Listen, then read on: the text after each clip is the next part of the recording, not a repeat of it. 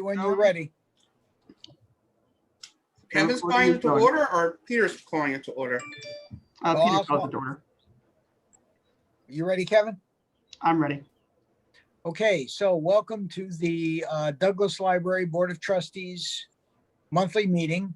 Today is Monday, May 10th, 2021. We do have a quorum, so with that, we will please say the Pledge of Allegiance. So if you'd follow after me, please. I pledge allegiance to the flag of the United States of America and to the republic for which it stands, one nation, under God, indivisible, with liberty and justice for all. Thank you. Okay, I want to make two brief changes before we get into public comment to the agenda. What I would like to do is I would like to move in old business, item number 4, the nominating committee report. I would like to make that item 3A. And then I would like to change under section 6, new business, item number 1, election of board officers, change that to item 3B. I'm sorry, 3B in old business or public after public comments? I'm not sure which 3. Okay, so after public comments, I would like to insert as item 3A, section 5, old business, number 4, the nominating committee report. Mm-hmm. And then I would like to make item 3B come from number 6, new business, and then the election of board officers. Okay. Okay? Mm-hmm. Anybody have any problems with those proposed changes? Yeah. Okay. No, I don't. Okay, time for public comment. Is there anyone out there from the public that is listening in and would like to make any comments? Nobody? Sir here from the public tonight. I may be saying Emily's name wrong, but she's just here to observe. Oh, so someone is observing then from the public? Yes. Emily is? Yes. Yeah. Okay, good. Well, welcome, Emily. Thanks. Okay, so we'll go to 3A now, which is the nominating committee report. Gail, if you would take that honor, please, as the nominating chair. Yes, I would like to nominate Emily Sear for consideration.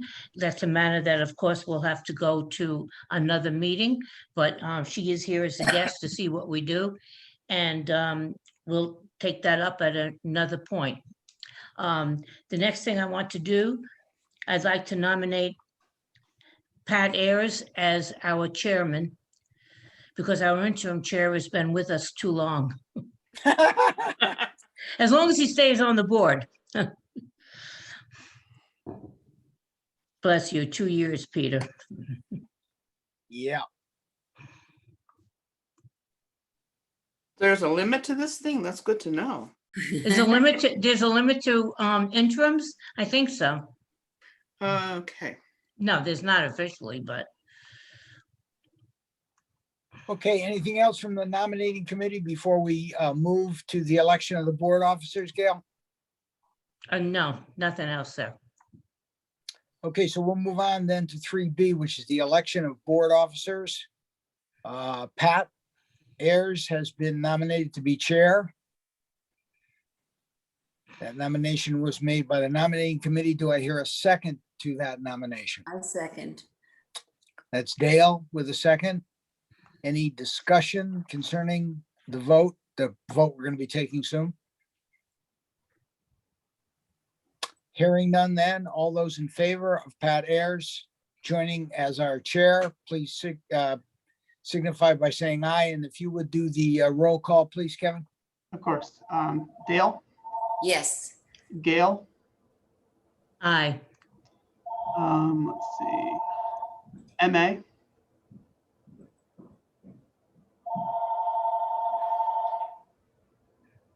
MA, you're still on mute if you're trying to type in. Hello. Yes. Okay, moving past MA, Pat, Yeah, sure. Aye. And Peter. Yes. So it looks like the ayes have it. And congratulations, Pat. Well, thank you. Is it condolences or congratulations? No, it's congratulations. I assure you. And I will now turn the proverbial gavel over to you. Okay, right. The next session we have is reports, and the first report is the secretary. I assume that everyone got a copy of the minutes already.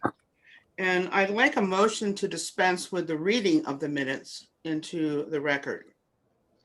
So move, Madam Chair. Is there a second? I'll second that. Okay, all those in favor? Aye. Aye. Madam Secretary, if anyone has any changes, they should be submitted to the secretary. Otherwise, we go forward to approve the minutes from the 4/12/21 meeting. Are there any changes, additions, amendments? No, hearing none. Could I have a motion to approve the minutes from the 4/12/21 meeting? So moved. I'll Second? second that. That's Peter for the motion, and then Gail for the second.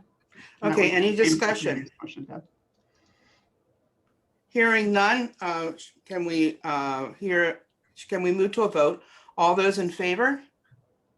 Aye. Aye. Aye. Opposed? Abstentions? Pat? We normally just kind of say aye when we're in person, but because of the nature of Zoom, I've been reading the roll call for. Oh, I'm sorry, go ahead. It just Please makes it do. easy for the secretary. So I'm just listening to the voices, so I'm sorry. Dale, Yes, aye. Gail, Gail? okay, Gail, I'm going to come back around. Peter, Aye. MA,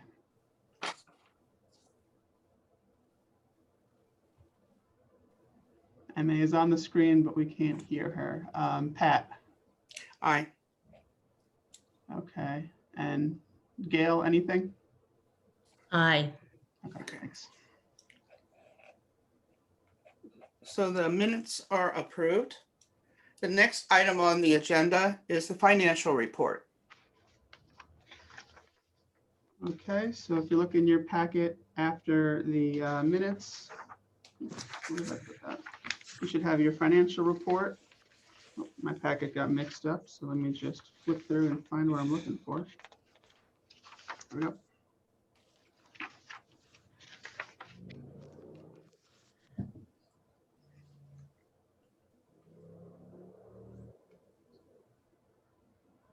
Okay, I'm going to share the screen here. Any concerns, Kevin? Any accounts other than, I know, the heating account? Anything else looks like we may be coming close to?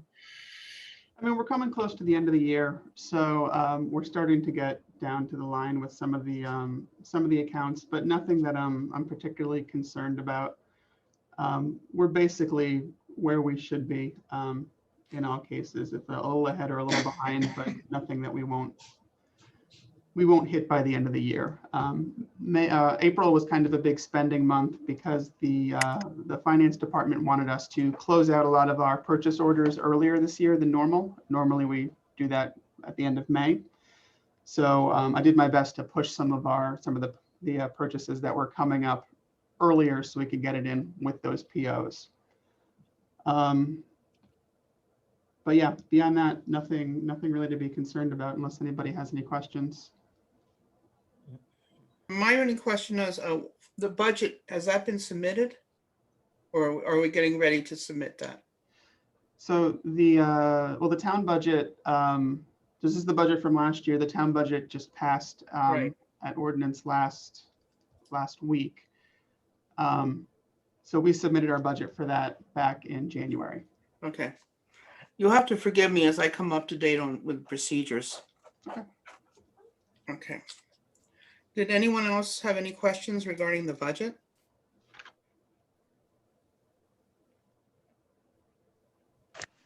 No? Okay, hearing none, I'd like to move on to the next item on the agenda, which would be the report from the library director. Okay. So April was a busy month at the library. Patron visits are continuing to increase. People are getting more comfortable coming back into the building, which is great.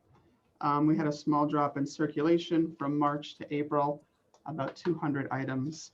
But nothing too much to be concerned about. I met with members of the Chatham Health District and the library directors from the other Chatham Health libraries. I met with them when did I meet with them? Last week. So we were discussing how best to provide library services once the state ends COVID restrictions on May 19th. And the health district recommended relaxing the following restrictions. They said that in-person programming can be resumed. Children's programs should only take place outdoors because they can't be vaccinated. Adult programs can take place indoors so long as the events are socially distanced and largely stationary. So something like a movie or a lecture, they thought would be fine, but like a social mixer or anything kind of that would encourage people to get closer together probably isn't recommended right now. Although state guidelines say they aren't necessary, adult participants should be strongly encouraged to wear masks even at outdoor events. Contact tracing, social distancing, and sanitizer stations are recommended for outdoor events, and we will do that for indoor events as we've been doing for everybody that enters the building. The quarantine period for returned library materials can be reduced from 48 hours, which is what we're doing now, to 24 hours before they're checked in. So that's good news. And that our janitorial service is good enough that we should be able to resume regular hours. The library can begin closing at 8 p.m. on most days instead of 7:30 p.m. And can reopen to the public on Fridays with our 5-day-a-week cleaning schedule. Of course, we'll continue to sanitize public restrooms and touch points around the building several times a day. Toys will continue to be kept out of public use on the children's floor. Water fountains still may not be used, but water bottle filling stations are okay. So these recommendations will be put in writing by the health district. And if there aren't any objections from the board, I'd like to propose resuming normal hours, reducing the quarantine period, and starting in-person events beginning June 1st. So that's something I think I could just kind of get a consensus from the board from, or if we want to take it on as an action item, we could add it in under new business. So Pat, what are your preferences there? I'm satisfied doing it as a consensus item unless someone has an objection. Okay. Well, hearing none. Basically, the library is going to be opening on June 1st. Yeah, open a little more. So that's good news. We should make this a big event. Yeah, I'm planning on writing up a press release and contacting the River East to see if we can get a little bit of coverage for it. Peter had suggested maybe even an article in the JI. Oh, okay. I can reach out to the JI too. Yeah, I don't think it'll hurt anything, Kevin. And if we can get more mileage out of it, let's get the mileage we can. Yeah, exactly. And Donna, is it possible to have some sort of announcement on the town website? Donna, are you there? Yes, we Oh, can. sorry. We can do a news item on our website, and we can also, publish it or post it on our Facebook page. And then we do have the weekly management report that goes out. Yes. It's an email blast. We could, definitely put that announcement in there. Okay. Do you think that something should go to the schools, Kevin? About being open full time?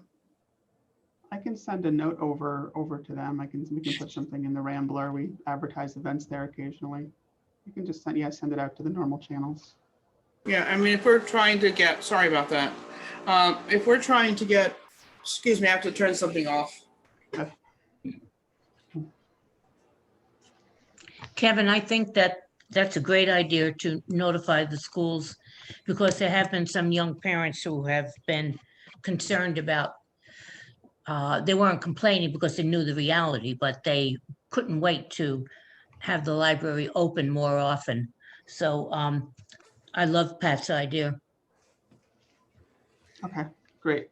And would also further maybe our relationship with the schools and open up a door to discuss other things, like stealing money from their budget or something.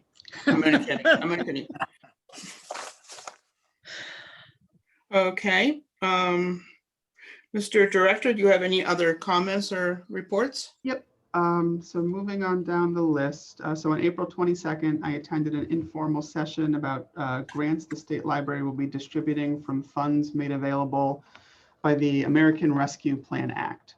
So Hebron is eligible to receive up to $16,844 to purchase items to make internet service more readily available to the public, allow libraries to safely respond to the pandemic, and support library services that meet the needs of the community. We actually have this is a new business agenda item, so I'm going to leave it there for the moment, but we'll talk about it a little later in the meeting. And then in building updates, we'll grab that after. Some other notes.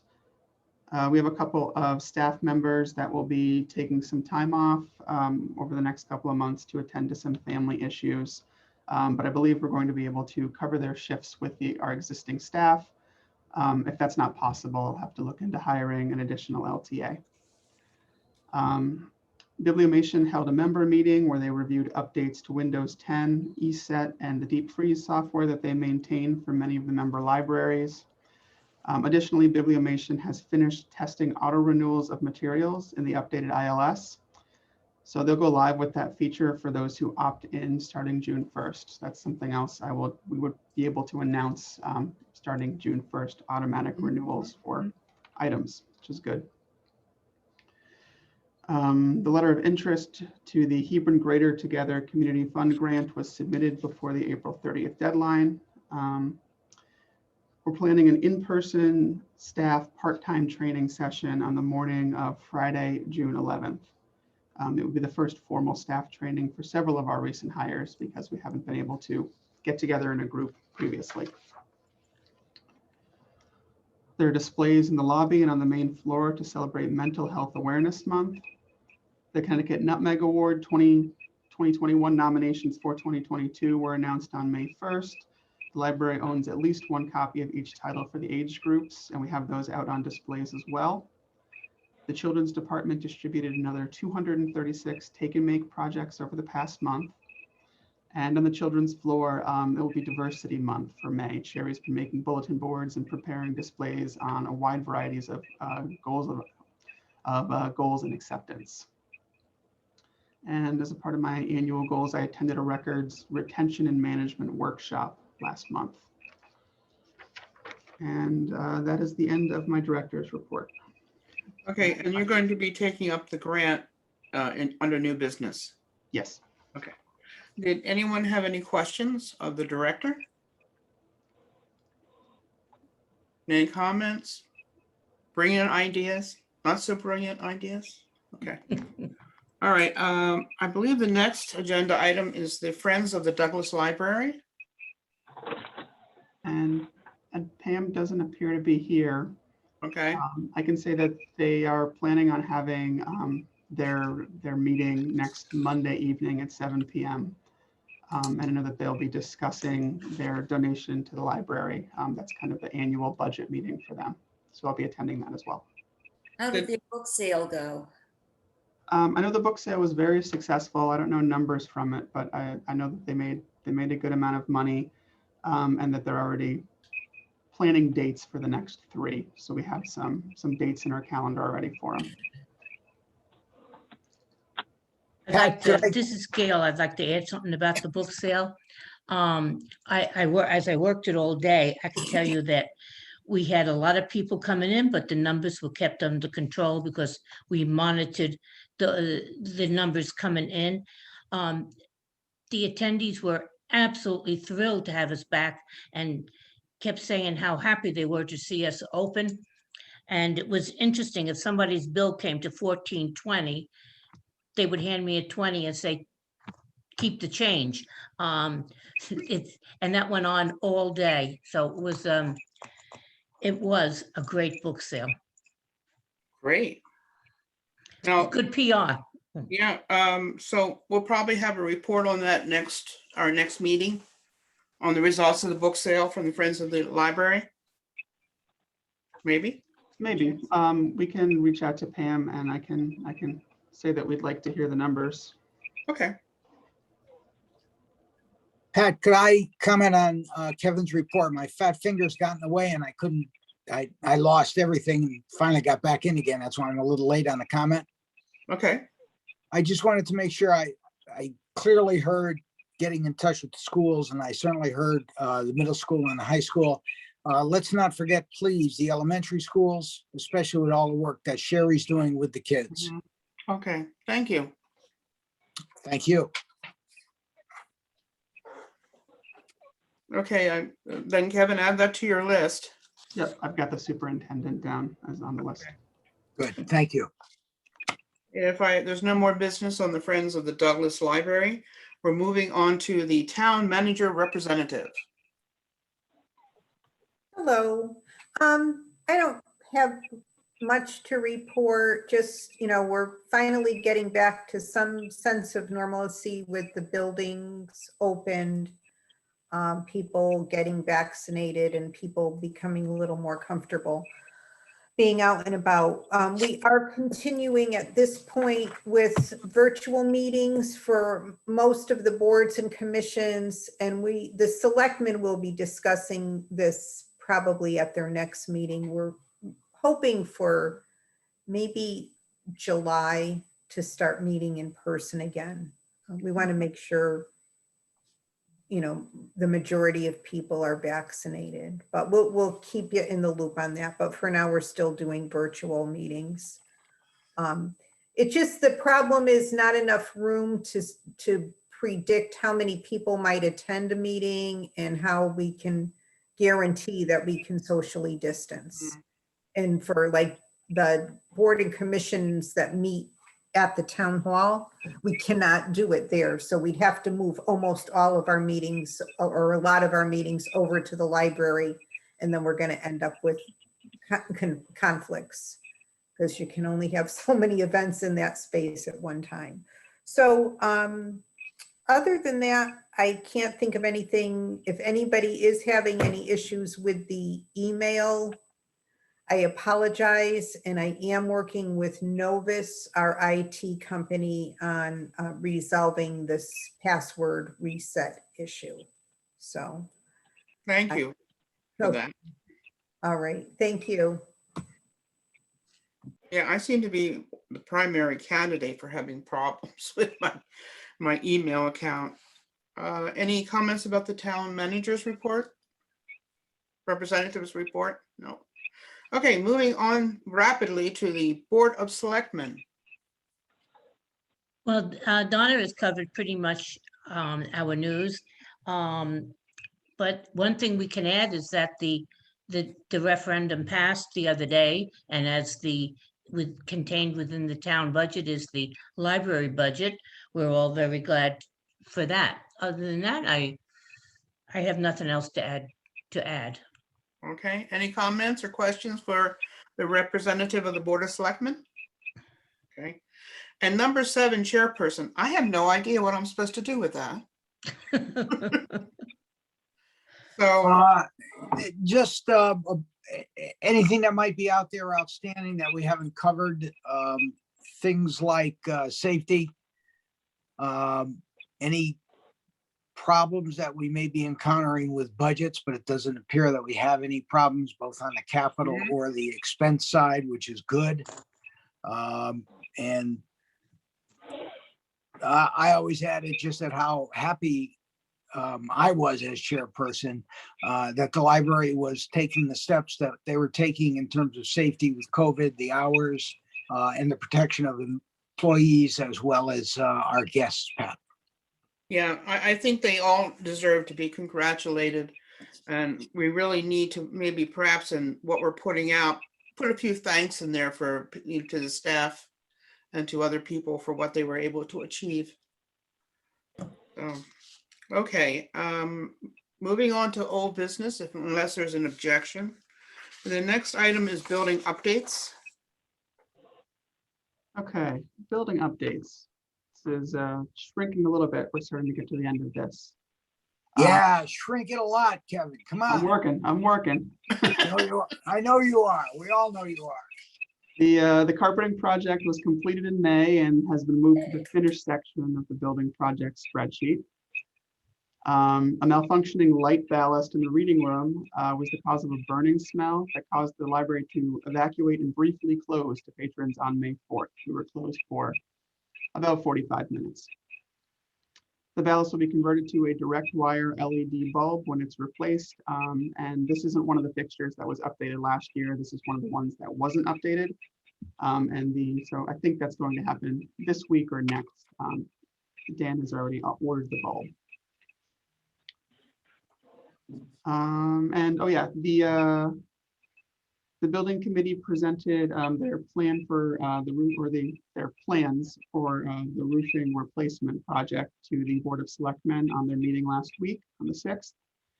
And the Board of Selectmen approved the plan, and bid will likely go out to the project for it to be worked on next spring. What have Okay. you decided on? I'm sorry, I didn't mean to cut you off. Dale?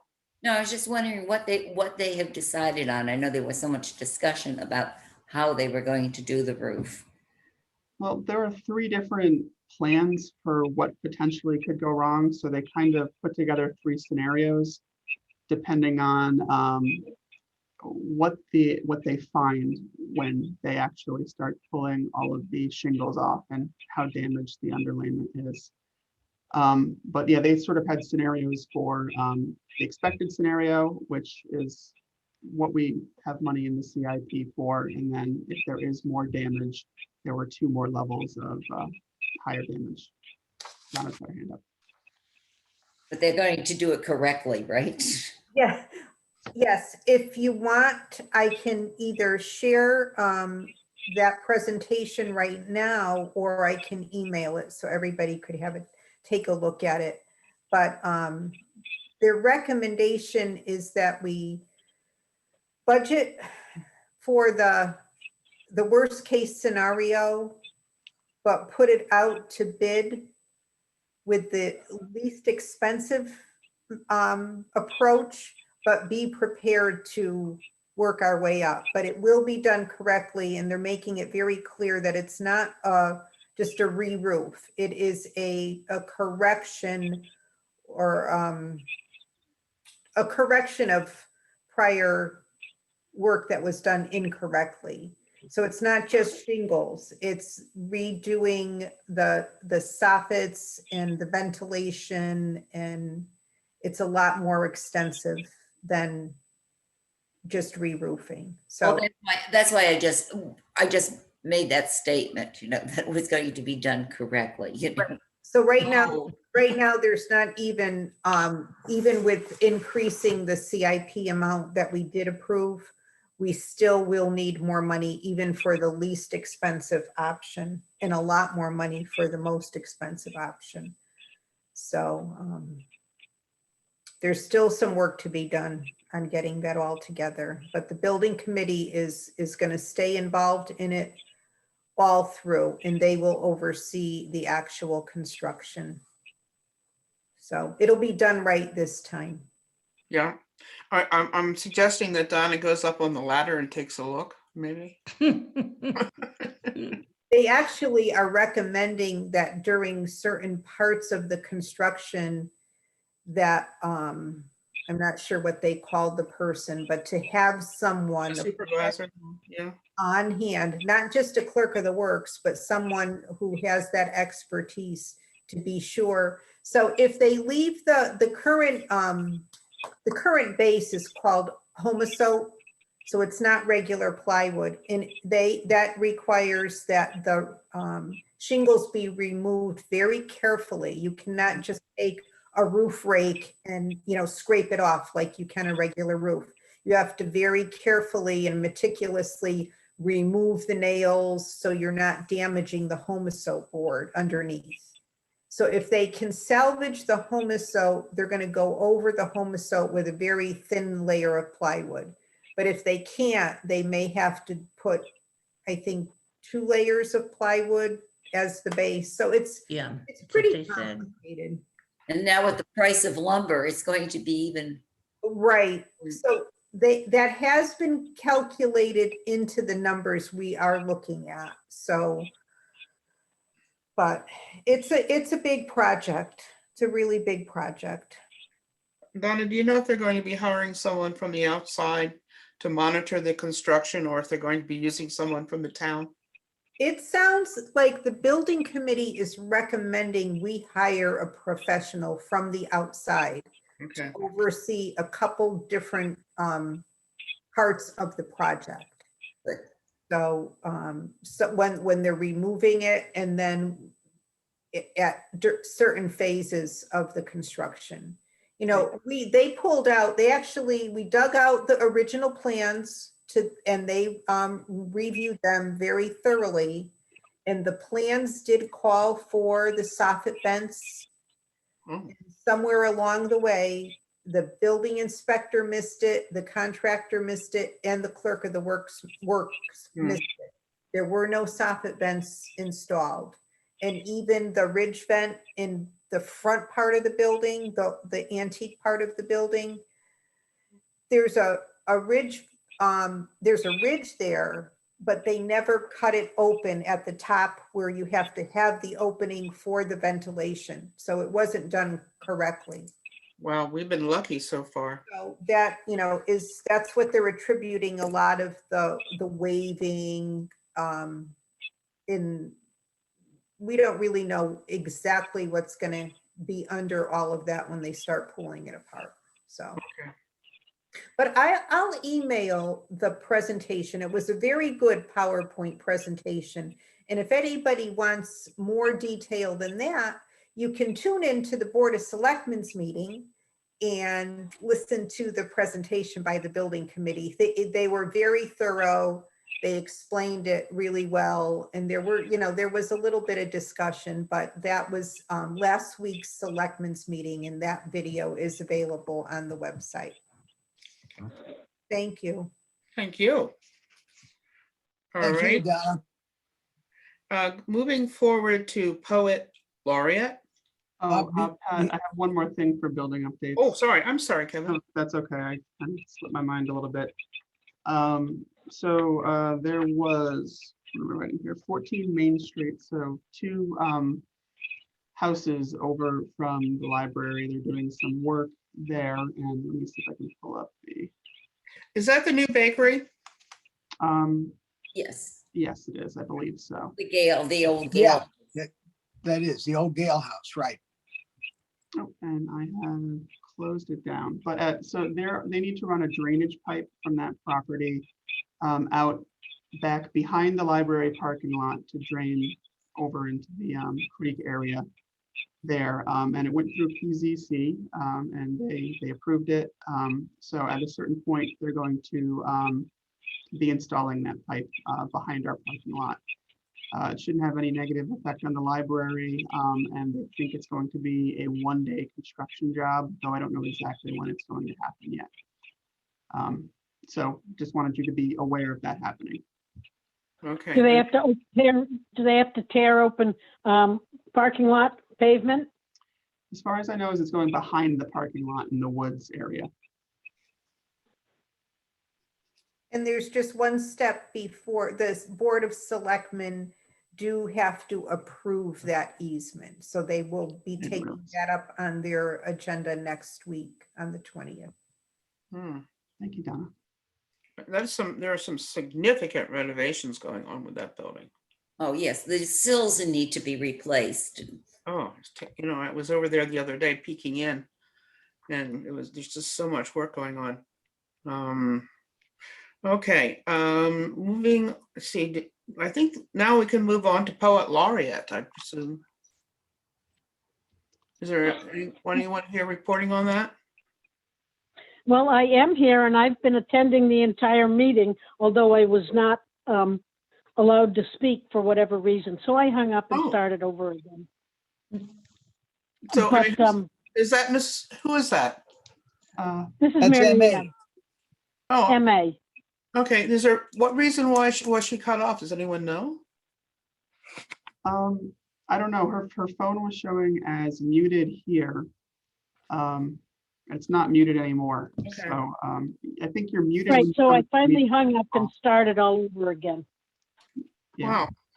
Wow. Okay. But I well, welcome voted on back. everything, and it was a good move on your part because I usually do a lot of the talking and that Oh. wasn't allowed.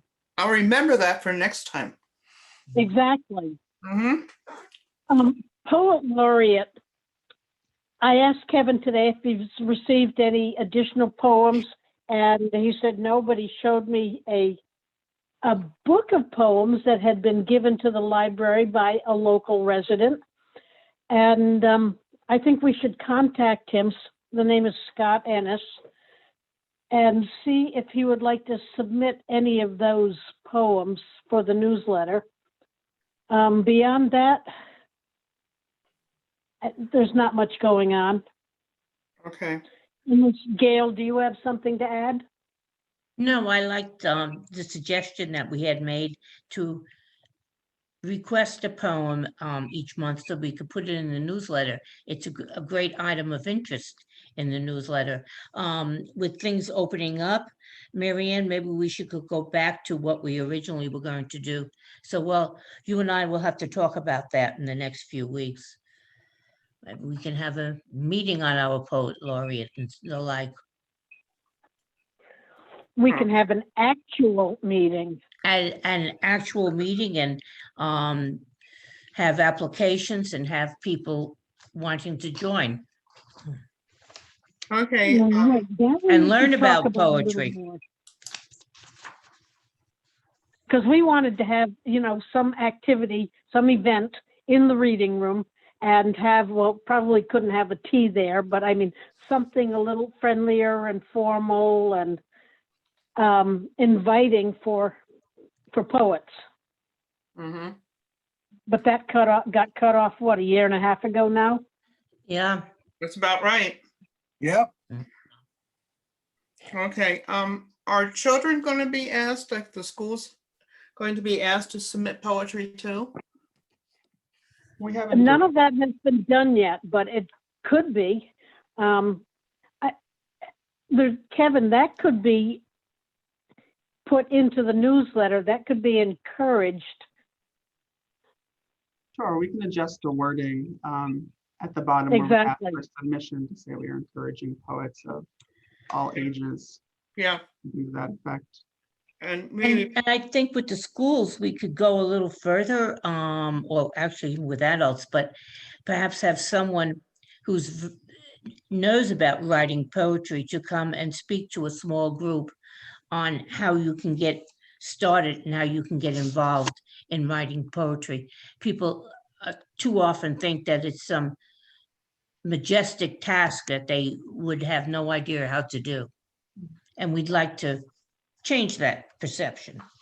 okay. Does anyone have any connections over there that they could contact? Into schools? Well, the original plan was, I believe, to select our poet laureate, and one of that person's tasks would be to get in touch with the schools. So now this is a reversal of that entire plan. No, I don't think it's a reversal of the plan. Not at all. I think it would be very good for the person who's chosen to go speak at the school and to encourage. Oh, I know, but we're far away from that.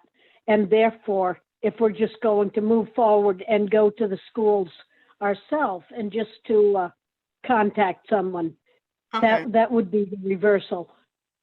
Okay, so basically then would just be the invitation for submission from Kevin then.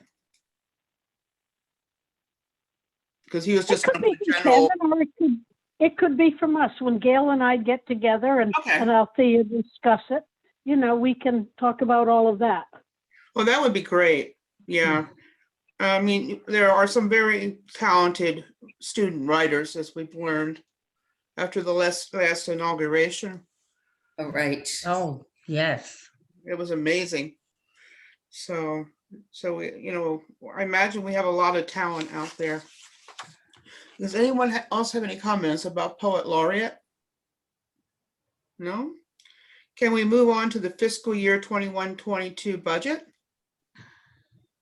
Sure, I just included, so the budget passed last week, so I just wanted to include a copy of the proposed library budget now is the accepted library budget for next year. So that's in your packet. Mm-hmm. If you look at it, it's a little bit, you see library -3007. Our line items are actually above where it says library. So just read up instead of down there if you're looking over it, but it's what we submitted previous in the year. So there's no surprises or anything like that.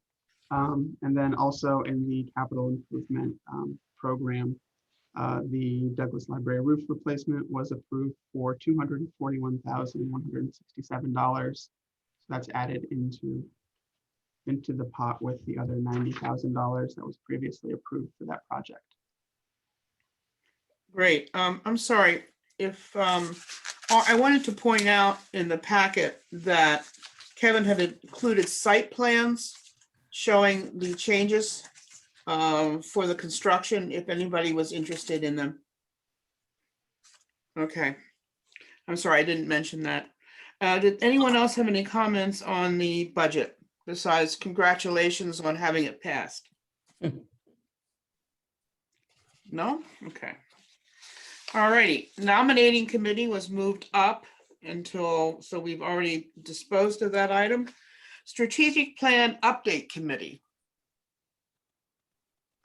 Just briefly, so we're still in the process of putting together who's going to be serving on the strategic plan committee.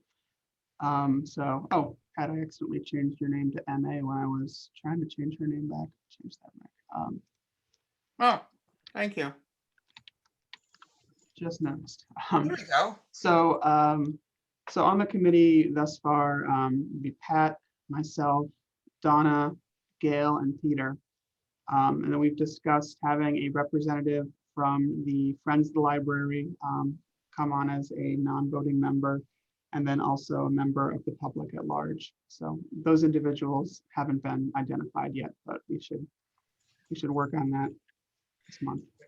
Have we started advertising for the general public individual, Kevin? We haven't, because we didn't really, we didn't define it further than that. So I wanted to define it a little better before we started reaching out. Okay, thank you. Okay.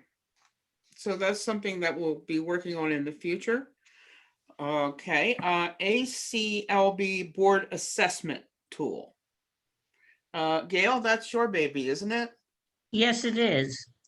That's from one of my other hats as president of the Association of Connecticut Library Boards. We created that instrument for the convenience of boards because as going around the state, speaking to various library boards, we realized that too many boards do not understand their roles, their responsibilities. They're serving in a fiduciary capacity and they don't know what they should be doing. But because there are so many different types of libraries and library boards in the state, the actual tool includes variations depending on what kind of a board they are. And the point is that not to sit down in one night and have the board complete the whole thing. You couldn't do it. It is to get boards to maybe do one section one time, another time, do another one at another time, because what you want to do is to see, are you fulfilling your roles? Are you undertaking the chore that you said you were going to do when you agreed to be on a board? So that's what it's all about. And we've a couple of libraries have given us good marks for what we did. It brought home to them what some of the responsibilities and duties were of their role. And that's it, Pat. Okay. So when is that going to be completed? Do you know? Peter, you gave it out to every member of the board, so we would just have to put it on the agenda broken up into parts to complete it. But it will be interesting to see where, let's just say that we're one of the better functioning boards compared to some of the boards I've come across.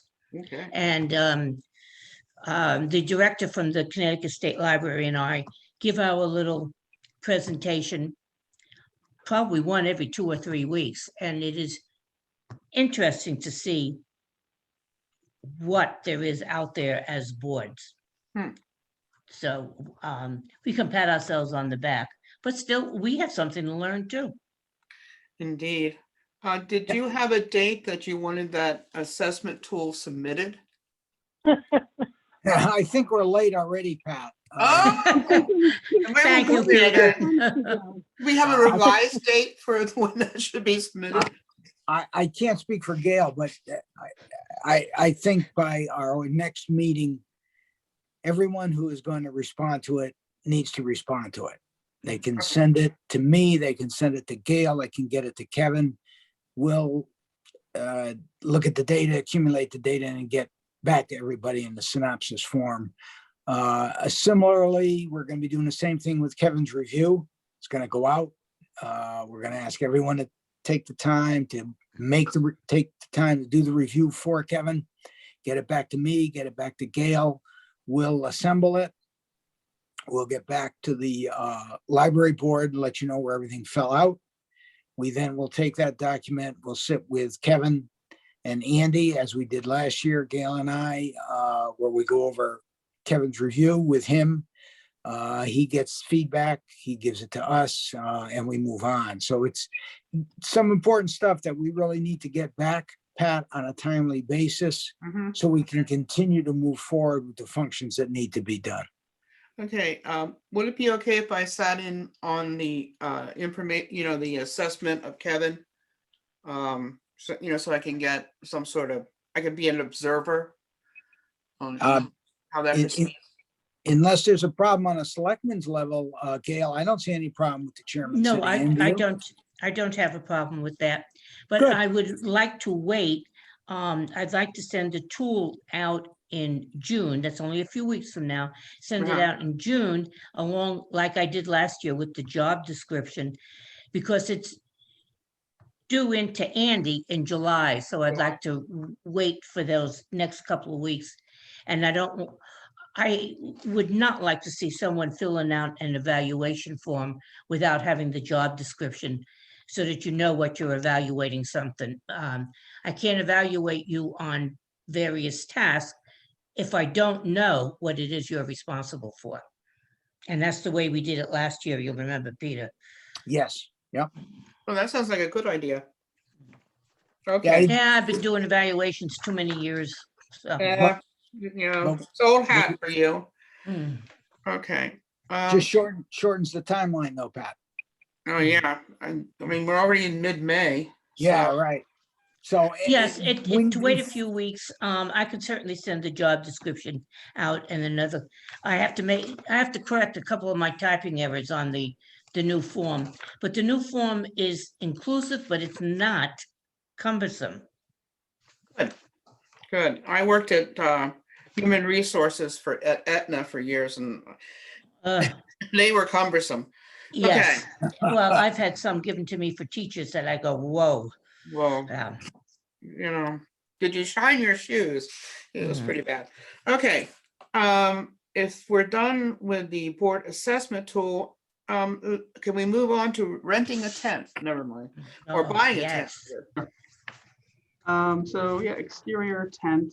So in your packet, you have a printout of an Amazon ad for the style of tent that I was looking at purchasing. Over the past month, I reached out to a series of companies in the state that rent out tents, and the majority of them wouldn't even give me a quote because they said they wouldn't have availability for what we would want it for, which is the summer. I did get a quote. I did get pricing from Taylor Rental. So for a tent that is 20 feet by 40 feet, it would be $565 a day to rent something Whoa. like that. So the purchasing it, as long as it's within a reasonable price, is going to be better financially for us than renting it. If we're going to rent it, I just would probably not do it at all.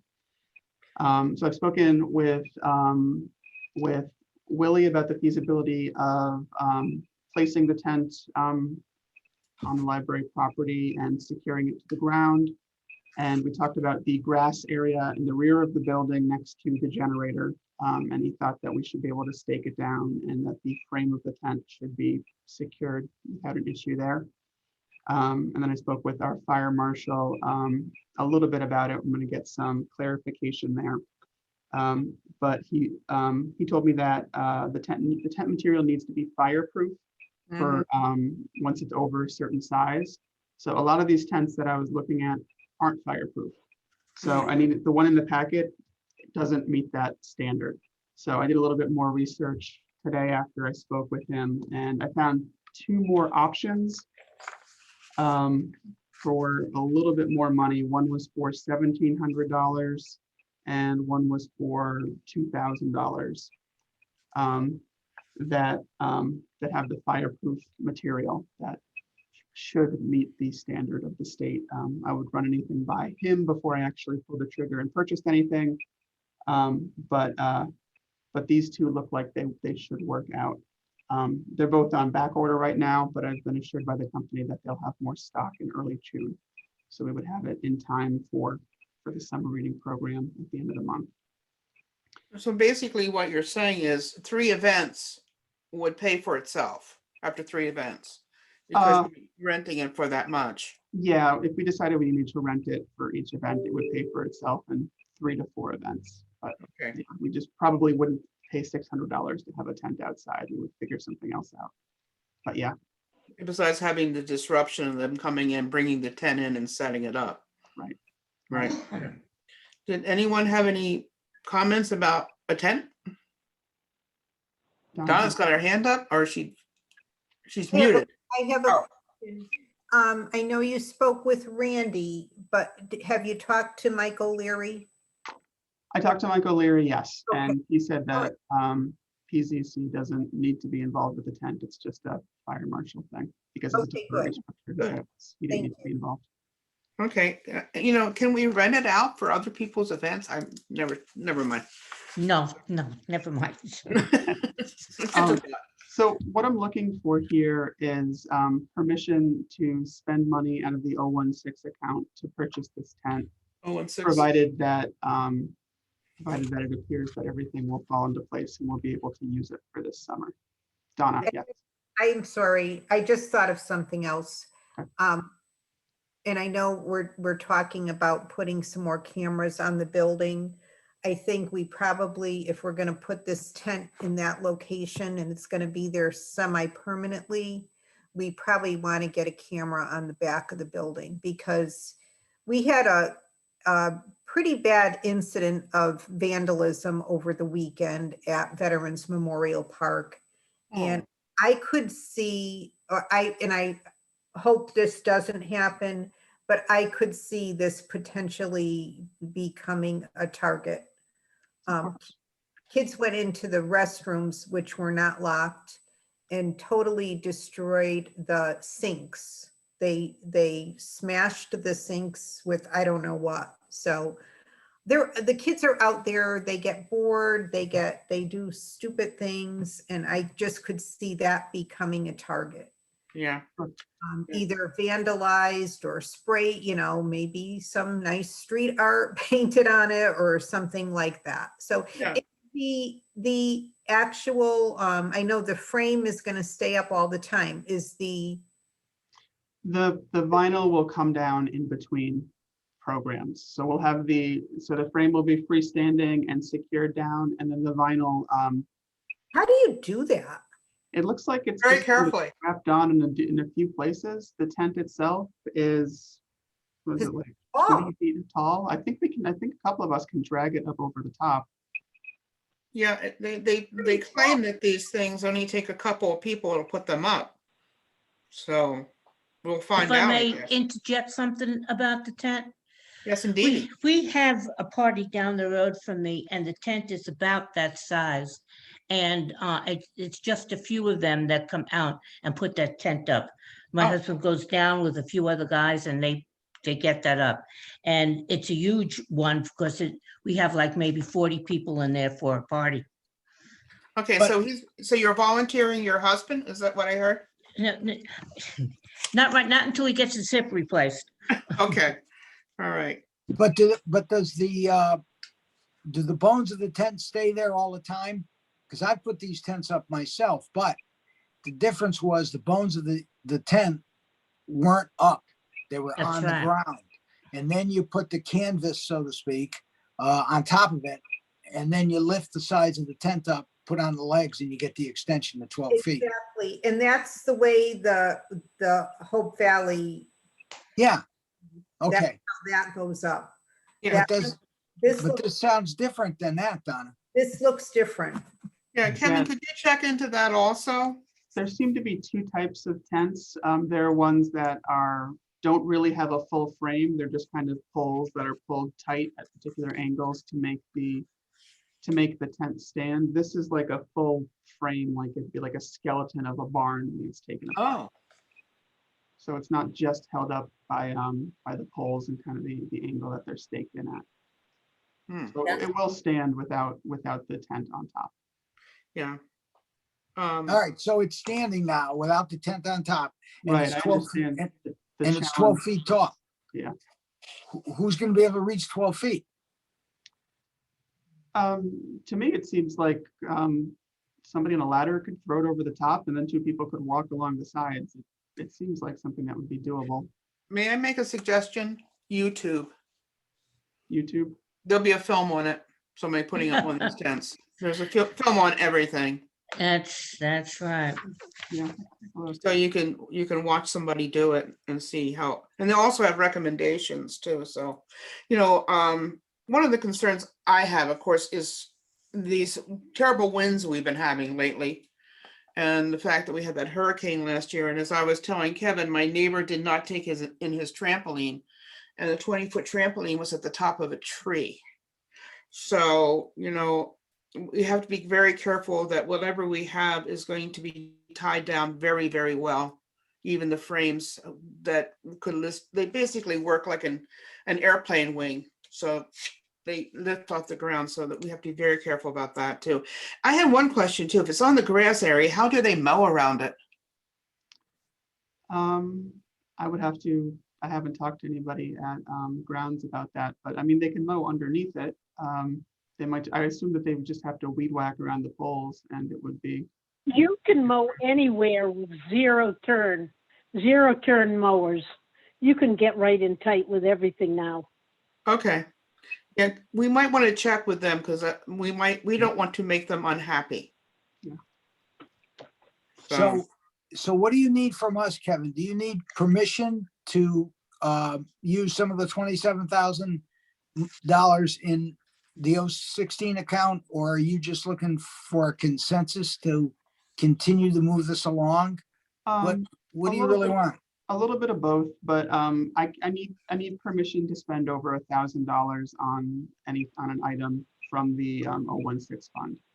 Okay, how's that done, Peter? Well, as he says, he needs the okay from the board, which ultimately finds its way over to Elaine, right, Kevin? In order to make the PO for the $1,500. So I believe so. This would be the first time I've asked for it, but I assume that if I get permission from the board, then I can speak to Elaine about opening up the PO so we can actually pay the bill. Okay, I'm going to suggest that the actual vote be put on the next agenda for the meeting. I'm sorry, Kevin, for the actual approval of it, so that it shows on the agenda that there will be a vote on it. Because Okay. right now it doesn't indicate that anything is happening except perhaps a discussion. but that's just my thought on it. I think the public should know that this is something that's going to be considered at a The meeting. difference, Pat, I think the difference is this money is specifically the library's money, not the town's money. Right. So we don't have a treasurer, we don't have a checkbook. Oh, We okay. We run everything through Elaine and the town department to make sure we're in conformance with the necessary accounting principles. Okay, so basically what you're saying is there could be a vote on this tonight. That's what I'm Yes, saying. that's and right. Simply because of the distinction of the money, Pat, it's not, technically, it's not public funds. Okay, cool. The All right, Douglas good. Library. I'm not concerned about notice to the public then. So should we- How much would you need, Kevin? I'm sorry. So the more expensive tent is $2,000. It would really just be an issue, I think, of if one, I would aim for 1,700 if that tent wasn't available. I think the $2,000 tent is what I would go for. Funds beyond that, it's supposed to come with everything you need to set it up. And if there are smaller items I need to purchase, they wouldn't meet that threshold where the board would need to vote on it. So I think approval for $2,000, I think will do it. You could say $2,200 if you want to be safe, but it says free shipping and we shouldn't pay tax, so that's what it should cost. Okay, and how much would that leave in that fund at this point? There's 27,778 in the fund Okay. as of this month's financial report, Pat. Okay, excellent. All right, My only It- concern is, I want to make sure, and I probably don't need to say it, but I want to make sure that all of the Ts are crossed and the Is are dotted in terms of the town, the fire marshal. I heard what you said about Michael, Larry, that's great. Willie, make sure Kevin's on board, Kevin Kelly, because the last thing I want to do is spend the $2,000 and then trip over ourselves having forgotten someone in the town. okay, we can always make the funding dependent on the satisfaction of those conditions. You're right, and I also recommend looking at the video about setting the tent, putting the canvas up so that we're well aware of what would be needed to complete the project. Okay, would you like to have that done before the vote? Or do you want to go ahead with the approval vote now? Go ahead with the approval, but just kind of have that in the background of, Okay, make sure we have all our I's dotted and T's crossed. okay, Donna, in terms of going with the town, is that something you could help Kevin go through? Are you there? Yoo-hoo. Donna? She's there, she's just trying to get unmuted. Oh, good. I'm Is sorry. that something you could assist Kevin with in what town departments need to be contacted and get their input from? Sure. Yep. Okay. May I Okay. ask a couple more questions about it? Mm-hmm. Kevin, are those, maybe I missed this, those poles are gonna be set in cement so they won't be subject, vulnerable to winds? They will be staked into the ground, which Just Really thought- stake, not into cement. not into concrete. Yeah, really thought that would be enough to keep it steady, and Uh, without if- the tent attached to it, there's less likely that it will be pulled by wind. Right. And my other question, Donna, I guess this question is for you, but I always think of legal liability. The insurance is going to cover this as a separate outbuilding or whatever. I'm not sure. We would have to run it by insurance. I think Good. there's a lot of questions that need to be answered. My main concern is how that gets put up each time. I understand the frame, but it seems like it's going to take more manpower, and it's tall. It's a very high. 12 feet, yeah. That peak is pretty high. I don't know how I don't know. I think we just need to make sure that we can do it with the manpower that we have available. And I don't know, if we need to call Public Works each time we need to put the cover on or or take it down, that, may present a problem. Donna, would you like those issues to be cleaned up before we have the vote? I think they should be, Okay, or all at right. or at least it's contingent upon, that we not make the purchase until we've answered all those questions. Okay, If- going back to Kevin, can you find out this information about how the tent is up, about how landscaping would deal with it, the insurance issue, and how much manpower it would take to put one of these tents up and take it down for storage?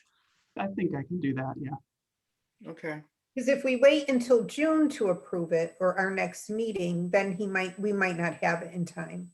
yeah, I know. I mean, that's why I'm thinking Yeah. that maybe we should vote on this and make it the funding contingent upon the satisfaction of those conditions. That sounds good. That sounds good to me. Yeah, And those conditions all being satisfied will be then funneled through the chair, and the chair will okay the decision based on the board's vote.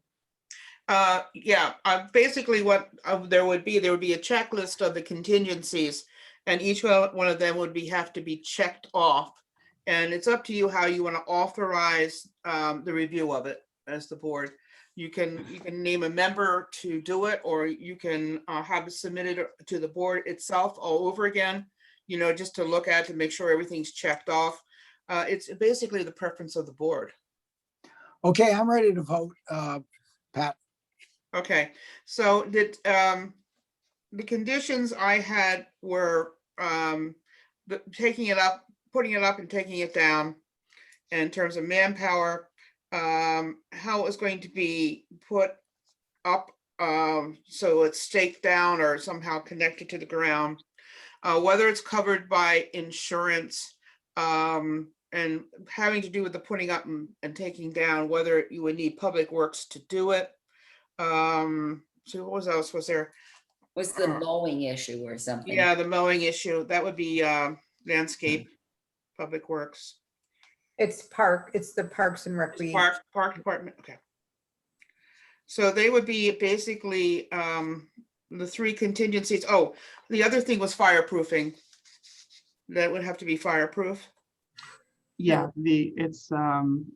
the material will be fireproof that we would purchase. We wouldn't Okay. purchase So something. if you could confirm that you can get something for that price too.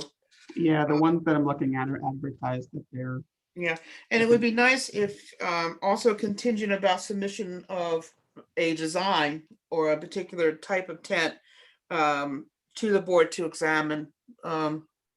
So not make it contingent upon the board approving that particular tent, but contingent upon them receiving some sort of like pictures and thing and specifications and whatnot. I can tell you everything I'm looking at is very similar in design to the ad. That's Okay. in the packet. All right, so, okay. So if there are any changes, then to submit that, okay? All right, and do I have a motion for this, to approve it, subject to these conditions? Sure. I'll make that move motion. that. Okay, I didn't hear that, who that was, so This is Gail. I would make that motion. is there a Right, second? but I started first. Actually, give it to Emma. Gail's been talking a lot. All right, let Mary Ann have it, and I'll Mary Ann's got second it. it then. Okay, you're second. All right, is there any Okay. further discussion? Yeah, I have a point. Since we're gonna go through this once and we're gonna get it locked down, Kevin, are you sure $2,000 is all you need? You don't need to worry about sales tax or any screwy cuckoo things that can throw us off? Because we're only gonna go through it once. Can we say 2,200? It should be 2,000, but everything. Aren't we exempt from sales tax? We are exempt from sales tax and the shipping is free, so it should be $2,000, but.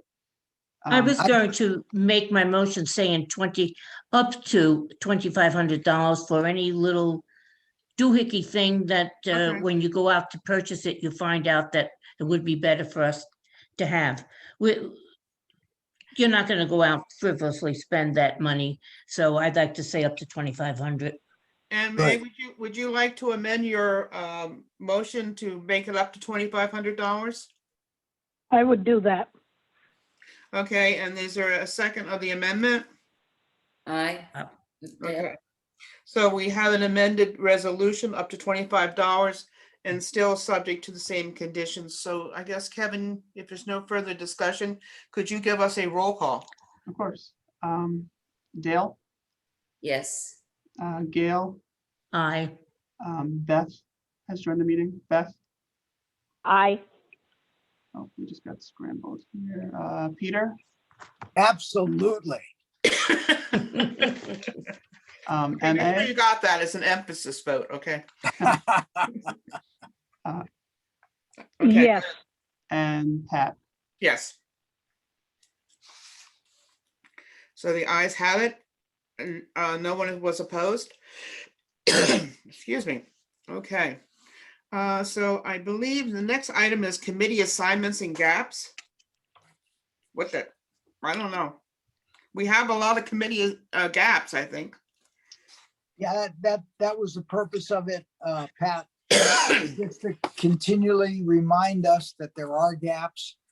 We do have a function to perform here besides meeting every Monday, first Monday of the month or second Monday of the month. So it was just to get that information out there and keep us attuned to not lose sight of what we've committed to. Okay, Peter, what committees are there? Well, I think the nominating committee is at rest now. I think, Gail, you can help me if not. The strategic planning committee, the poet laureate committee.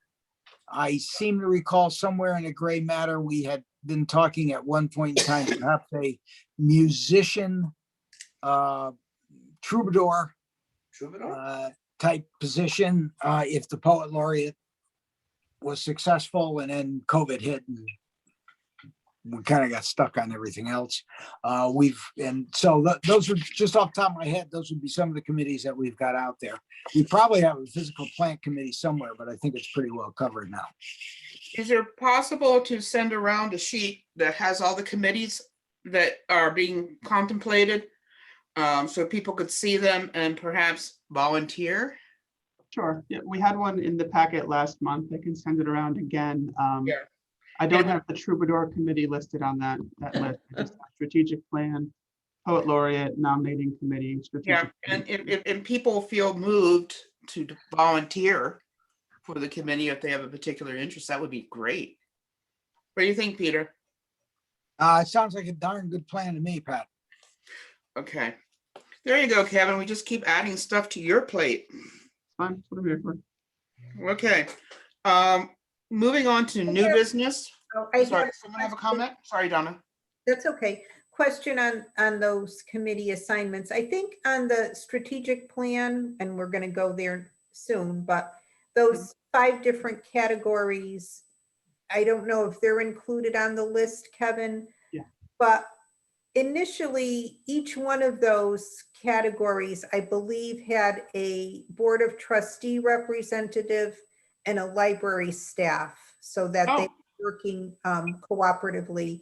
And so I think we just need to kind of refresh that because some people have changed and things have moved around, but I think that's how it was originally.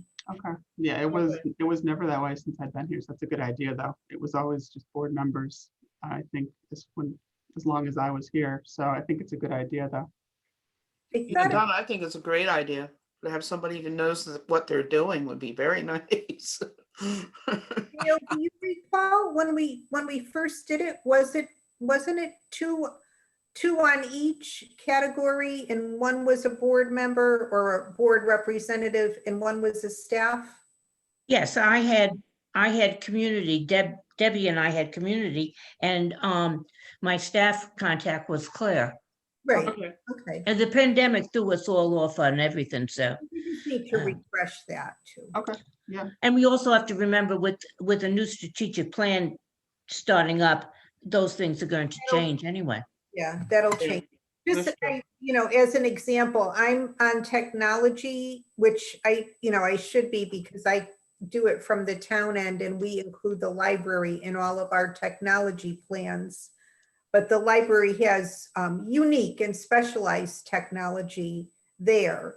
So a staff member working on that technology category would be great. And I don't know how often the library staff meet on technology, but I have been requesting since we had this committee to be included in those meetings, and I've never been to one. So we need to make sure that we are coordinating. Mhm. Kevin, can you answer that about the technology meetings? We don't have separate technology meetings. We just have full-time staff meetings when we discuss that sort of thing. I'm sorry, Donna, I didn't realize we were leaving you out. But when we will have to set aside time specifically to talk about technology where we can make sure you're included in the future. I Does that work, apologize. Donna? This is new to me. I wasn't aware of a lot of this. We need to coordinate it. Yeah. Is that okay with you, Donna? Would that Yeah. work? Yep, I've made the request a number of times, and I understand that it's not a specific committee or meeting, but I can come in at the tail end or Hmm. of your staff meeting if that's how it works. Thank you. Yeah. And she could bring the cookies.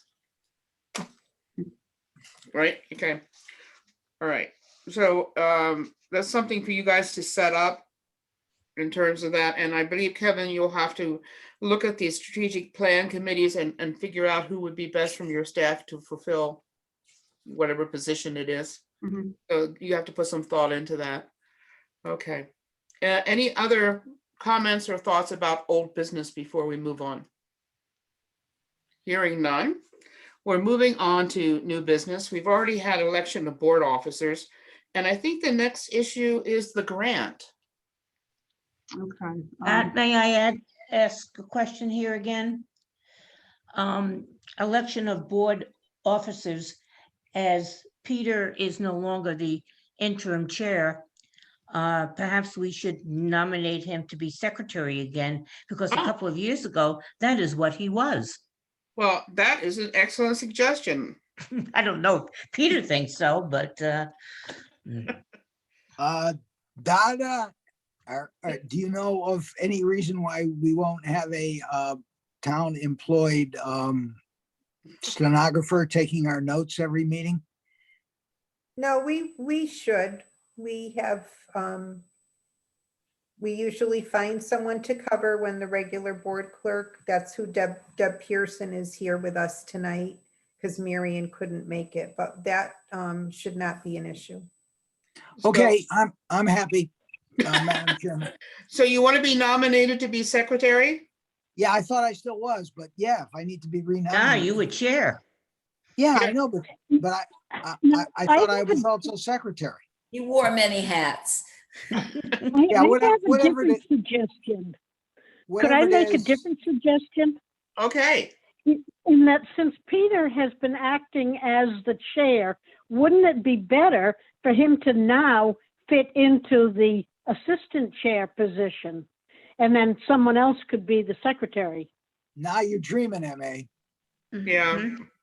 It's my understanding that you can't be president, vice president, or vice president and secretary under Connecticut law. I'm not sure. That's right. No, that's not what's being suggested. I'm Oh. just saying that he might do, because of his experience as chair, he might be excellent in that vice chair position, and then someone else come in as secretary at this point. So, so are you volunteering, MA? For to be I was just gonna say that. secretary? That's what I was going to say. I figured. Mary I could Ann, do you're- that. I you're- don't know. Knowing how You're- much Kevin did as secretary, sure. I mean, much Peter did, of course I would volunteer for that. Okay, so they have both volunteered, I guess. We should have a vote on it if there aren't any further nominations. The first one would be for Peter as vice chair. Mhm. If Peter's willing. So can you do a roll call for that, Kevin? Unless there's further discussion? Has Peter accepted the nomination? Oh, yeah. Okay. Yes, he did. Talk fast. Okay, go ahead. Dale, Yes, I. Gail, Thanks, Dale. Aye. Peter, I think I'm going to abstain. Thank you. Ah, okay. and Beth. Is she still there? She's still there. She's muted. Beth, are you still there? Okay. We're waiting on Beth. MA. Yes, And I'll vote for Beth and say yes for both of us. Hey, no, can't do that. Okay. And I vote yes. So I think we have 2 abstentions. They didn't so Peter have Peter's and Beth. abstention and Beth's abstention. Or non-vote on the other.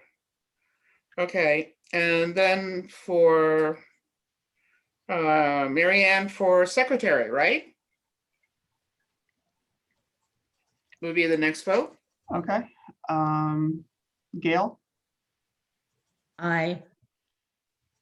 Peter, With pleasure. Aye. MA, I will abstain this time. Gail, Jen. Aye. and Beth. And Pat. She leave And us? Pat. Yes. Congratulations. You both. Okay. Let's see. Now, I guess we have to move on to the grant. Okay. So as I mentioned a little bit earlier in my director's report, Hebron's eligible to receive up to $16,844 to purchase items to make internet service more readily available to the public, allow libraries to safely respond to the pandemic, and support library services that meet the needs of the community. So there's a fairly quick turnaround to submit this application to the state library. They want it by June 30th. Ooh, And they actually, oh, I just got an email from Beth, and she voted yes to MA as secretary. She can't seem to unmute. okay, wow. Let's see if that will do Okay. anything. So the quick turnaround by June 30th. The application itself actually doesn't require a signature from the board, and it really just requires the signature from me. But I want to make sure that we are on the same page about what we're asking for, and just make sure that we're on the same page going forward. So in the packet, I included a little bit more information about the grant. It is the American Rescue Plan grant from the federal government. And so every public library in the state is eligible for a certain amount of funds. They took the total amount from the federal government, allocated some of it to specific programs, and then broke the rest up among the public libraries in the state. And so their preference is, so kind of in order of what they would like to see it used for is to bridge the digital divide, is their number one. And then number two is kind of like making services available in the pandemic. So things like PPE or furniture, equipment that would be necessary for the indoor space to be usable. And then third, then they said a blanket, what did I say here? Support library services that meet the needs of the community. So that one's pretty broad. A lot of things can fall under that category. What my thoughts were that I think would be a good project to work towards with these funds was to expand the library Wi-Fi network to reach the entire footprint of the library property. And then, if possible, to extend the network further down Main Street to the corner of Route 66 and 83. So a public network that could be accessible on that sidewalk there as well. So I spoke with Novus Insight on this, and they directed me to BlackRock Technology Group, and we've been talking a little bit about potential solutions. And there are Wi-Fi broadcasters that would connect to our network that can push our wireless signal quite far in a direction. So I think that if there was nothing in the way, no trees, and it was a clear day, they could actually go miles and miles. But we can reduce the power of the signal so that it would meet the footprint that we would like it to meet. So we're not going to try and cover the town, the library, parking lot area, and then, if it makes sense to, and if it's going to work, I'd like to try and push it out to the corner. So anybody walking in that downtown space that we're working to develop would be able to have free Wi-Fi that they could access or see the library. Kevin, was your plan to have it on all the time, or just during library hours, or during daylight hours, or whatever? 24 hours. We don't turn off the network right now, and you can access the building's wireless network right outside the building. So there's actually a picnic table out there for that purpose, and sometimes people park close to the building with their cars to be able to do some work. You see them on a laptop before we open. So this would be available 24 hours a day. And would have the same block on it that the library has? So the library doesn't currently have any sort of block on our internet access. Contingent on this grant, which is something else that we would need to discuss as a board, the library would need to be in compliance with the Child Internet Protection Act, Right. which calls for a filter blocking any computer that would be connected to the internet to block pornographic content, specifically for children's computers. Yes. Since we wouldn't have control over the Wi-Fi then outside the building, we would have to probably have that block, because potentially any child could use it. Right. So that filter would need to be placed on the wireless network, as well as all of the computers here that are around the stations.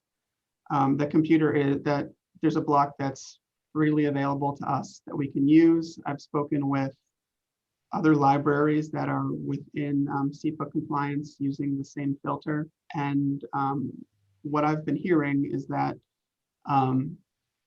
they never really run into the filter. That 15 years ago, filters were something you needed to override constantly, several times a day. So patrons could just browse around the web and do what they needed to do. But they've gotten a lot more sophisticated, and they find that they never really need to go in and adjust anything. We would have the ability to fine tune it.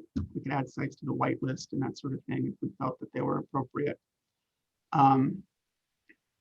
But that hasn't really been the experience of people that are using it, so they can qualify for these federal funds. And the service that we're getting would not be limited to a certain number of users?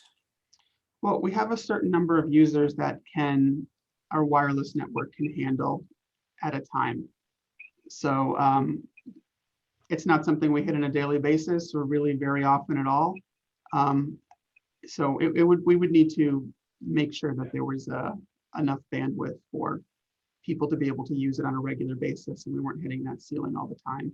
Yeah. But I would imagine that our current offerings would be good enough to accommodate an additional 30 people or something like that, in addition to the people that are already in the building.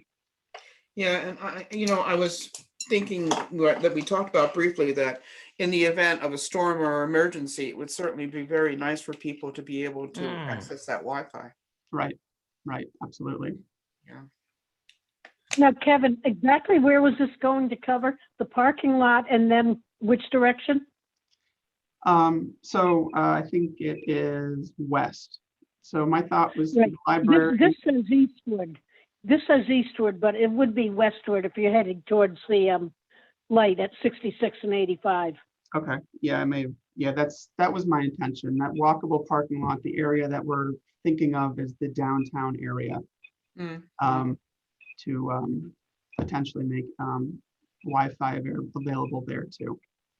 Yeah, and the rest of the expansion though, I think would probably be up to the town.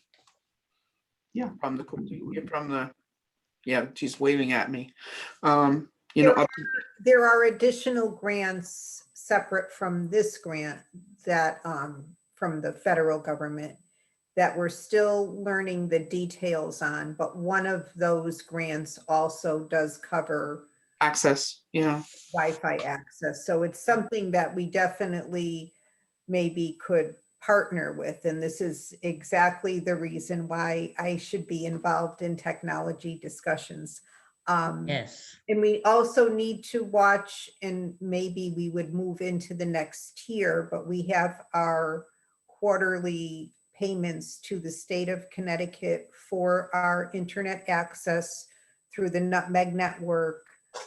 We're in a certain tier and it's based on our total bandwidth. Mhm. So just need to be cognizant of that. It may move us into the next level, and then we would just need to, budget appropriately for that going forward. It sounds like you and Kevin need to do some chatting. Yes. Yep. Yeah, we do. Yeah. Yep. Okay. And So this is one thought. That was what I thought would be a nice, it wouldn't take up the entirety of the grant. So some other ideas would be a couple of self-checkout stations for the library. Those we wouldn't need to get into SEPA compliance to purchase those because they're not accessing the internet the same way that a public computer would be. But so potentially that. We could also look at some like outdoor furniture with solar charging stations. We could potentially upgrade the water fountains to have like the water bottle filters in them, which are more sanitary than the regular water fountains. I know some of their libraries are looking at that. Donna had emailed you about security cameras. I think we may be able to use this funds for security cameras to cover the parking lot. Do the MiFis go out very often? Yeah. They do, because maybe we could do a few more of those. I don't know how often you have a waiting list or people waiting for those, but They do go out, especially in the summer. That's a good idea. I'm a little worried about, because we would need to pay there would be a recurring expense with those. right. But they could certainly pay for the hardware with them. And we could also, the biggest time is the summer. People want to take them on vacation. Do you want to, for people that may not know what they are, do you want to just? Oh, I'm sorry. They're the cellular, they're little mobile Wi-Fi routers that send out a Wi-Fi signal using cell towers. We pay for them through Sprint, and they circulate for a week. We keep them behind the circulation desk. We have two. nice. Yeah, and they do go out pretty regularly in the summer. They're more popular because of vacations. But yes, that would be something else. We could purchase a few more of those. The two self-checkout stations. I don't think you discussed those. So self-checkout stations are just what they sound like. When somebody is taking their materials off the shelf, they can check them out themselves instead of needing to interface with a staff member to do it.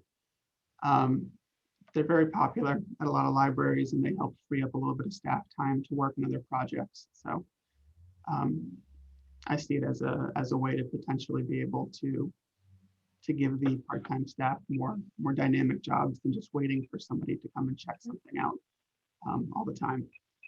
Okay. Is there anyone who has experience writing grants that knows the keys and the right language, or has been successful in writing grants? on this group, in this group? No? Okay, well, I guess you're on your own, Kevin, then on that. So the state library, they've given us contacts to, and they're having bi-weekly meetings where we can ask questions of them. The intention isn't that this is a competitive grant. They want to make sure that we can get the funds. So they're being pretty good about making sure that we are fit, before we submit anything, that it will be something that will be approved. Okay, great, great. Do we have to vote on anything on this? Like giving you authority or anything like that? I don't really need permission specifically to do anything. I just wanted to make the board aware kind of the direction that we're going. I hope to have a more detailed list of what's happening by the June meeting. This is all it's all happening very quickly. I found out about the grant, 2 weeks ago. Okay, and you're not sure if they need to be signed by an official from the board? I'm fairly certain they don't. Okay, I think they set it up that way because they knew there was such a quick turnaround that it might not be possible. okay. Did anyone else have any questions about the grant? We don't need to present it to the selectmen. I would want to make sure the selectmen are aware of it, but it's not something that needs to be presented before it's submitted. Gail, are you there? Yes, I'm here, and there's no matching funds that have to get committed or anything. It's a federal thing. It's through the Connecticut State Library, the director of the Library Development Unit. And like Kevin said, this is something that we're going to get as long as we have our paperwork in. Okay, great. Yeah. Okay, And yes, there are contacts up there. Kevin knows he has, every library in the state has somebody in that division that's assigned to them.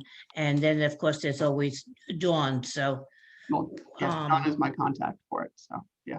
yes, Dawn is your contact for it. yeah. Because I know the state people were looking at the terms of the federal grant to make sure anything they disperse will be consistent with that too. So, okay. Are there any more comments or questions about the grant? Hearing none.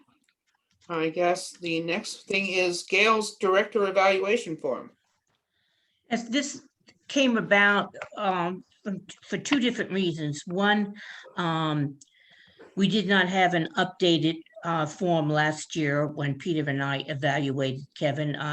We went with what was in existence, but as you know, these things need to be changed periodically. So, but also as going around the state, speaking to boards, they're always saying to us, Association of Connecticut Library Boards, we're a reference for these boards. And we have our handbook, we have our bylaws, but they keep asking us for a sample of library director evaluation forms. So we have one for larger libraries, and then I created this one for us. And I caught my own error on there because I left a word out. But this is what I would like to have approved. If everybody's gone over it. It's covers everything, but it's not long-winded. So anybody has any questions? Yeah, the only question I had is staff participation in the evaluation of the director. Is that something that you wanted to do? What section are you on, Pat? Oh, I'm asking if there is going to be staff involvement in the evaluation.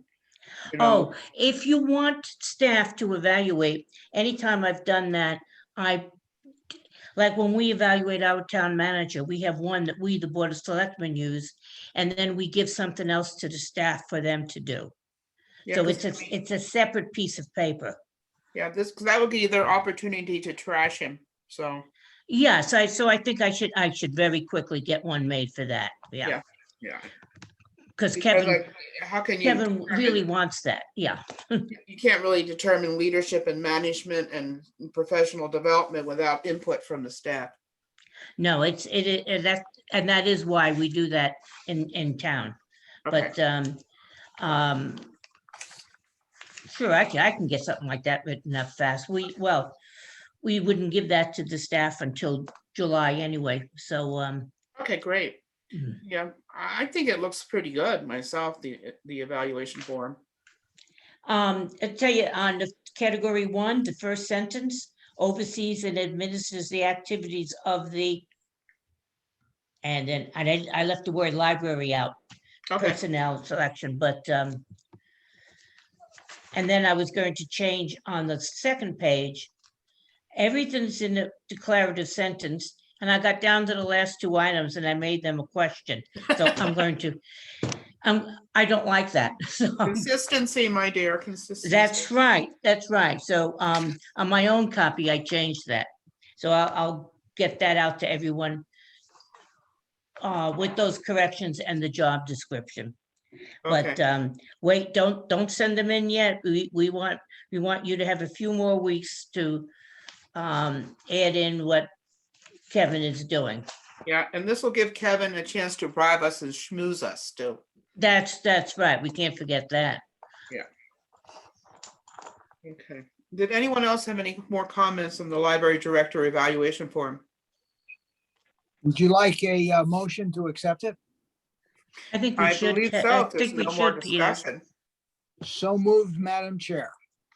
Okay, is there a second to that? I'll second. And this motion, I guess, would be approving with the 2 changes that Gail mentioned. Yeah, yes, that was my intent. Okay. Okay, Kevin, you're on. Okay, so the motion was made by Peter and seconded by Dale. Dale, Yes. Peter, Yes, MA, Of course. Gail, Aye. and Pat. Aye. Okay. Beth, are you on still? You're the, I am. Can you hear me? Yes, I can. Can you hear me? Yes, we can. Oh. Oh, there you are. Okay, Here excellent. I am. Yes, my vote is. You know, this is usually when I chair a meeting, I'm the host and I can shut people down, so this is odd. Okay, so that's the end of new business unless we have someone who would like to introduce additional new business. I do have one topic that I might throw out at this point. Well, wait a minute, it's 8:45. This won't take long. Okay, As a member of the Historical Society and the historian and so on, and their ownership of the Dinosaur Rock, the library had requested that Historical Society remove it and share it with some other group. Well, we have been unable to find anyone, as in the schools, who are interested in taking it or transporting it. So at this point, it remains in the library, and might there be another location in the library that would be better for the general public, or what is our pleasure? okay, so basically what you're saying is the Historical Society is extending their loan to the library for the dinosaur track. Correct? Yes, there's no other location for it at this point, so it would be good if it could be utilized, promoted, shared with more people, whatever. Can we get an update from Kevin? Because last month we talked about the Gilead Hill School wanted it, but they couldn't transport it. And then that Parks and Recreation said that they would take it, but Kevin was gonna check with Parks to see. Well, I think the Historical Society was going to check with Parks and Rec, since it was if they theirs. transport it. And they were not going to be able to keep it protected. So therefore, the Historical Society Yeah. decided against that. We were not, the request was that we asked Parks and Recreation if they would transport it to the school. that was the Okay, request. but, all right, but I just don't think that the school has shown much interest.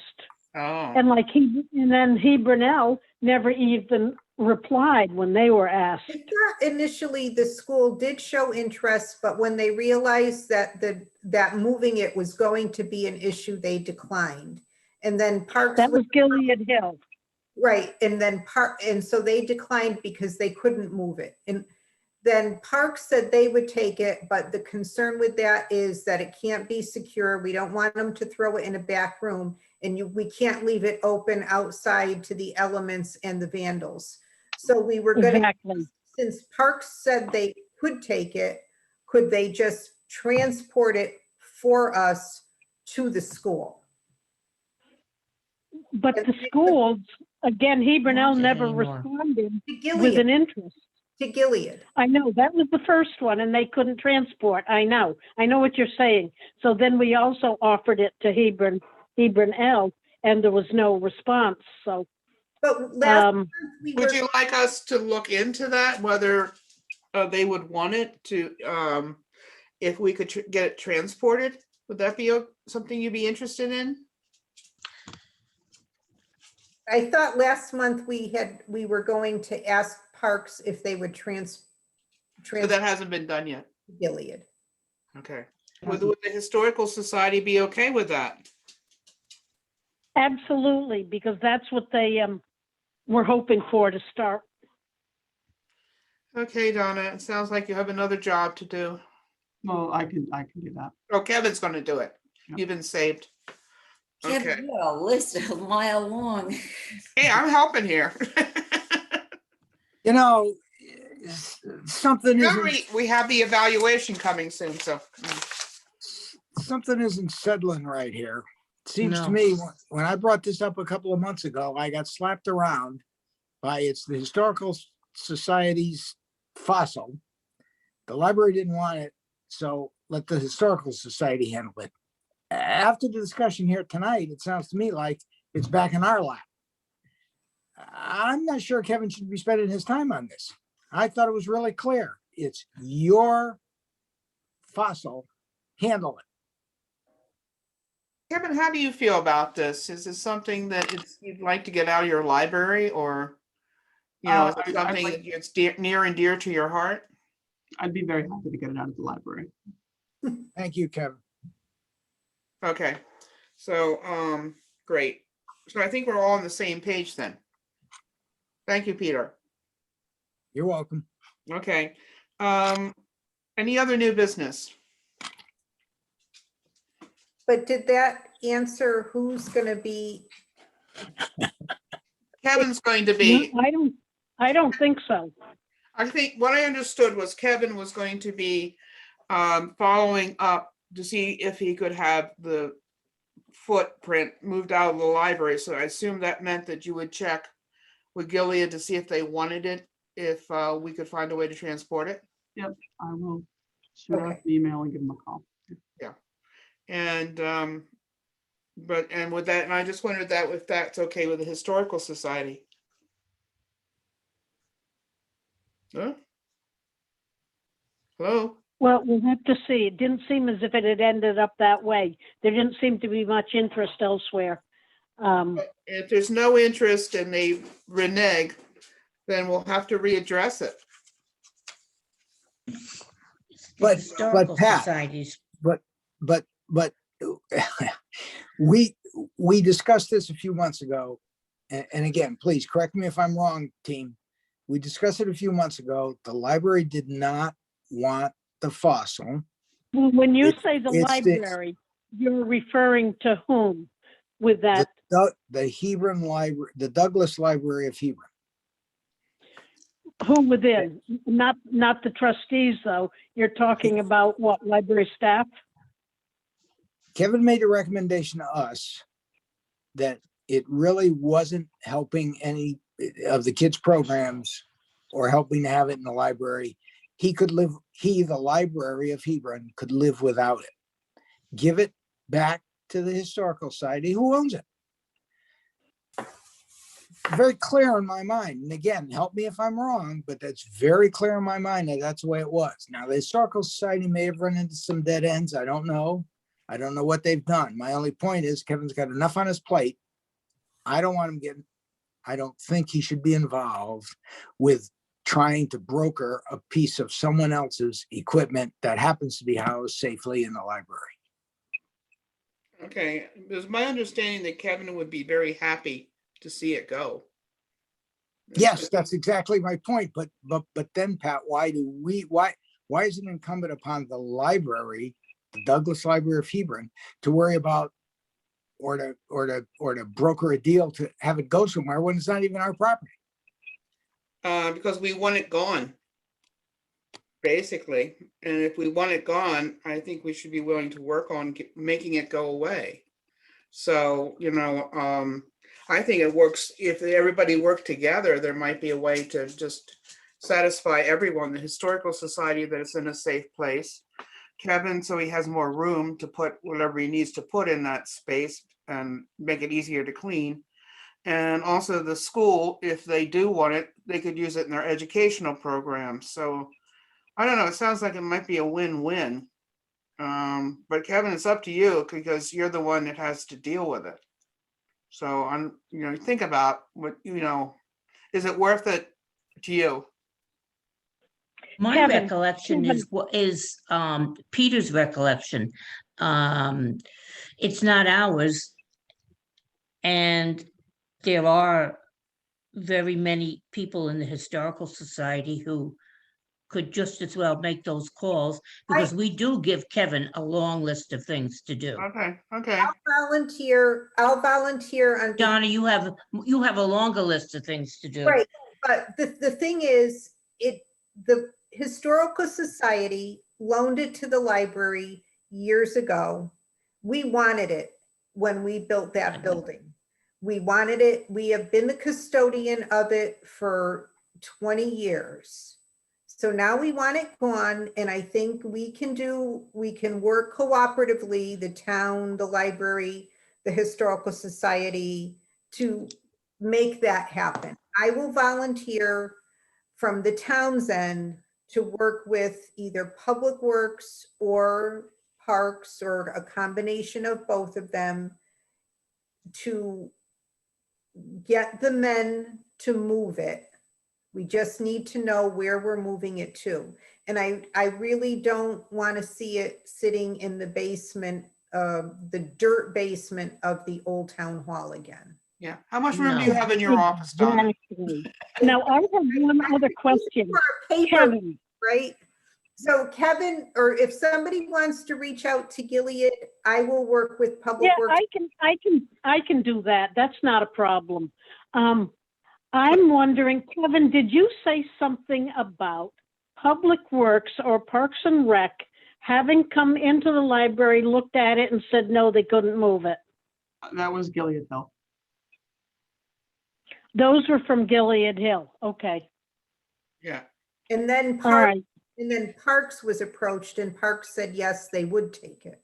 Yeah, and I think Donna's in a good position to So that's why, coordinate this. well, Yeah. if Parks can take it and they can move it, but they can't keep it secure, why can't Parks just move it to Gilead Hill?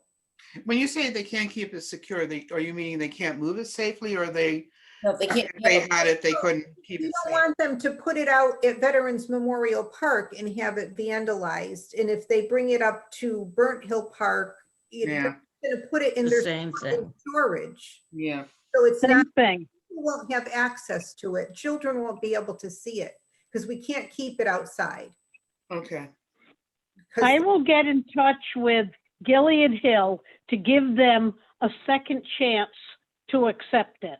if it's delivered, And I shouldn't say it that way, but to see if they would like it as long as transportation could be provided. Excellent. and I will work on the transportation. Excellent. I think we have a solution. That worked well. Well, At least we have a direction. I shouldn't say a solution. yeah, we don't have a solution, but hopefully. Yeah, we have direction. Okay. So now that we've done away with the footprint, any other new business? No? Okay, now strategic planning committees. We've talked about a lot of this already. Is there anything else we need to talk about? Oh, I don't think so, Pat. okay, all righty. All right, anyone else have anything they want to say about strategic planning committees? No. May I have a motion for adjournment? I so move. I'll second. Kevin, you're on. Okay, so that was Dale with the motion, Gail with the second. Gail, your vote. Aye. Peter, Absolutely. MA, Yep, Dale, Yes. Beth, yes. and Pat. Yes.